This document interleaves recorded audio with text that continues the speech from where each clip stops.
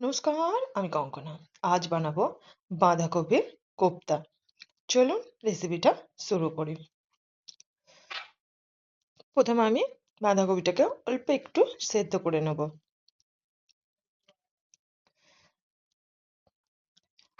সেদ্ধ করে তুলে নিয়ে ওর মধ্যে দিয়ে দেবো নুন, হলুদের গুঁড়ো, কালো জিরে,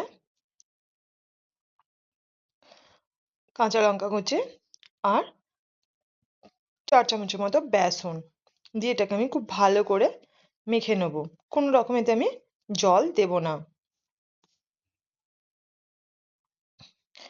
কড়াইটা আমি বসিয়ে দিয়েছি, এবার দিয়ে দেবো সর্ষের তেল। দিয়ে এবার বড়াগুলোকে আমি ভালো করে ভেজে নেব এক এক করে।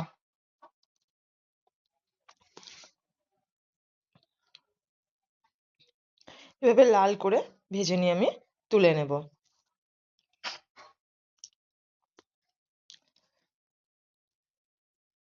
একটা মশলা বানিয়ে নেব। মিক্সিতে দিয়ে দেবো টমেটো, আদা কুচি, কাঁচা লঙ্কা, একটু নারকেল,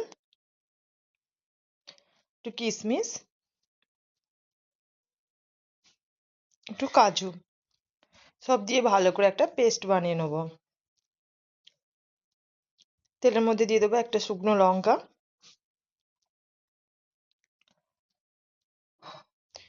দিয়ে দেবো ওই মশলাটা।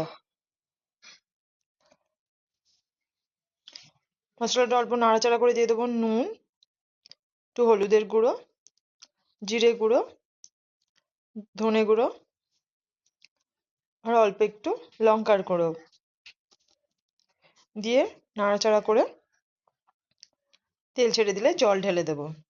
ঝোলটা ফুটে উঠলে দিয়ে দেবো ওই বাঁধাকপির বড়াগুলো।